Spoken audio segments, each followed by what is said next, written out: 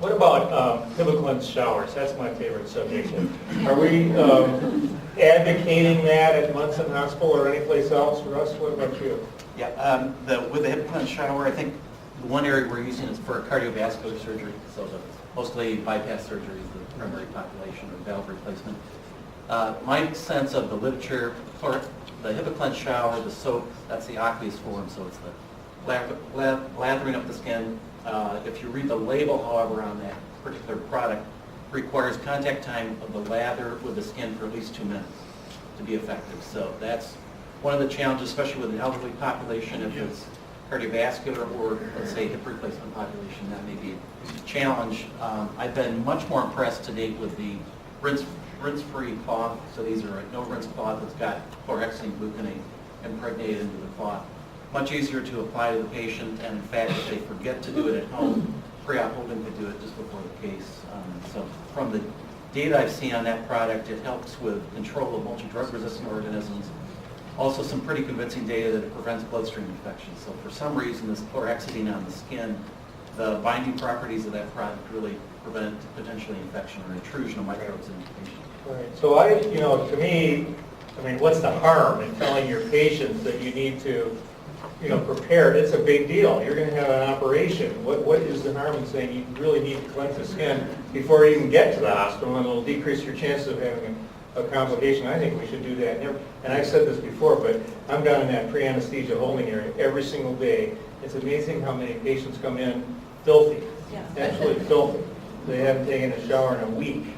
And that can't be good when you're trying to reduce your incidence of wound infection. Yeah, our first stab at that was from the infection prevention folks.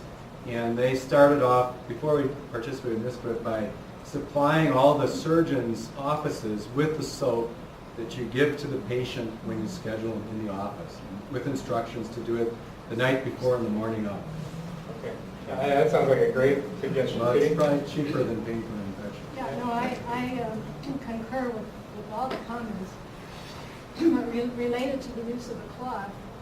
There was a major study that was done more looking for bloodstream infections, but the speculation was that they were getting rates almost as good as our Keystone rates, which made us all look hard. And the speculation is actually, oh, it's great. Judene with the soft voice. The speculation was that the rates, and these were intensive care units in a large teaching hospital in Chicago, and the speculation was that the use of the cloth by the staff really improved the cleanliness of the hands of everybody in that ICU. Yeah. So it was something that wasn't looked for, but in fact it had that persistent effect, and I think that that's the same issue, even with the showering. Dennis Mackey looked at that as well for the surgical population and found, again, it was how it was used, not the fact that it was effective in itself, but how it was used, left on and rinsed off carefully, that he felt that's why we weren't seeing the significant differences that we should have seen before this major head-to-head study that we were discussing this morning. The other thing that I think is something to consider, I brought one along, is the impervious wound edge protection. This is Vidrape. I think it's also a 3M product. But if you haven't ever used one, if the surgeons haven't ever used one, you kind of cram it in your incision, and then these things go out to the side, and theoretically your contamination of the wound edge is reduced. That is there has been evidence on either side of that. Again, it's a simple thing to do.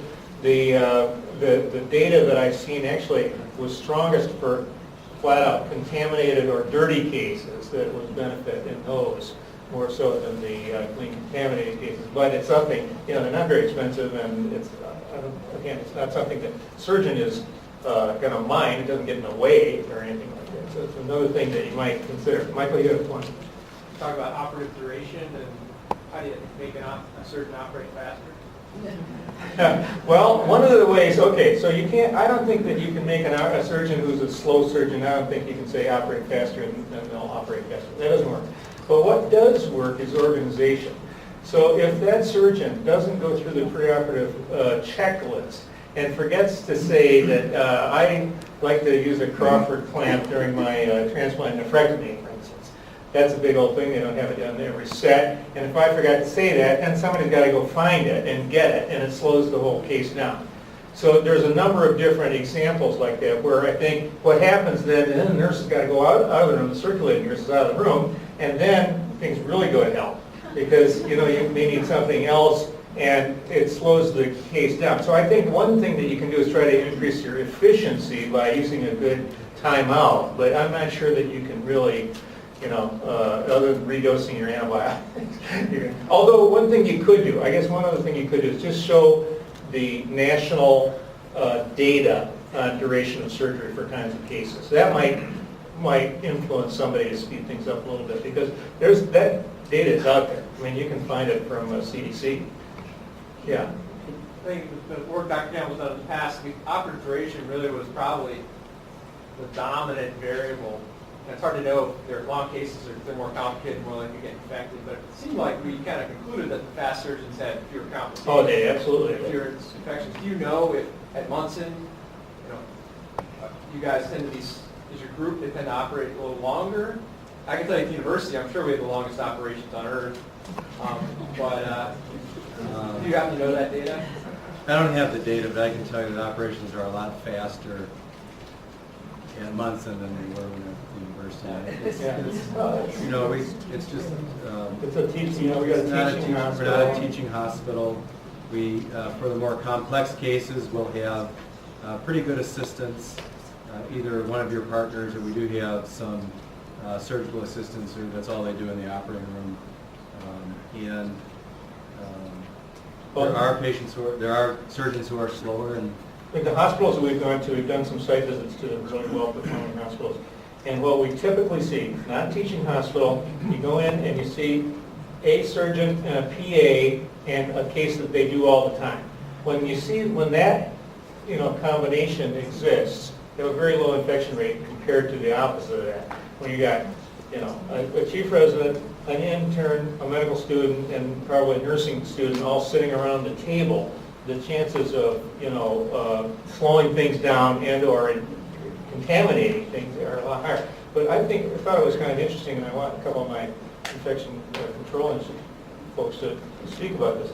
But the interesting thing was that as you think about infection being either somebody didn't wash their hands right, or they had a little cut in their gloves, or it's coming from the surgeon or the nurse, versus the endogenous stuff that's coming from the patient themselves, it fell much more heavily on the endogenous stuff. It's not that we're not washing our hands or that we need to double glove or something, as much as it is we're not getting the bugs off the patient effectively to start with. I think that's what that data showed. Does anybody disagree with that? And I just want to comment about, I think the value of a whole body shower, I think it's kind of equivalent, like the cleansing cloths are like spot cleaning. And I think if you think about the patient, they're going to go back to their bed. If you just clean that one spot, the rest of their body is still probably dirty. So I'm a big fan of the whole body wash versus the that's spot what they cleaning. said in that McPherson study. And it was so interesting to me because only 20% of the patients had Staph aureus in their nose, but those 20% also had Staph aureus on their skin, whereas the 80% who didn't have Staph aureus in their nose were much less likely to have Staph aureus culture from their skin. So it's once you got it in your nose, it's all over the place, basically. So that's the idea of trying to deal with the whole patient. And most likely their hands, which you're not going to, unless you're operating on their hands, and then they go back to their bed and they're touching. Well, that brings up another question.